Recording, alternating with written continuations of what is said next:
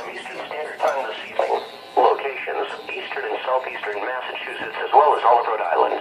This includes the cities and towns of Framingham, Lowell, Lawrence, Foxborough, Norwood, Cambridge, Boston, Quincy, Taunton, Brockton, Plymouth, Fall River, New Bedford, Mattapoisett, Foster, Smithfield, Providence, West Greenwich, Warwick, Bristol, Narragansett, Westerly, Newport and Block Island.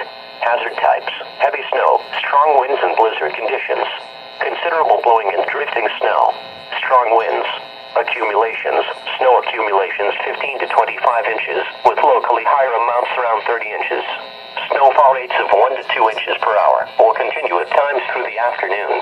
Timing: the worst of the storm will be through this afternoon, then gradual improving conditions tonight.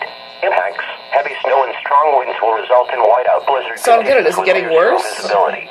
Travel will be impossible and life-threatening across the entire region. Strong winds may result in downed tree limbs and isolated power outages. Winds north 25 to 35 miles per hour with gusts up to 60 miles per hour, likely stronger along eastern shorelines. The height of the winds will be through mid-afternoon with gradually diminishing winds this evening. Visibilities: 1/4 mile or less at times. A blizzard warning is issued when sustained winds or frequent gusts over 35 miles per hour are expected with considerable falling and slash or blowing and drifting snow. Visibilities will become poor with whiteout conditions at times. Those venturing outdoors may become lost or disoriented, so persons in the warning area are advised to stay indoors. All unnecessary travel is discouraged. This is a serious life-threatening storm.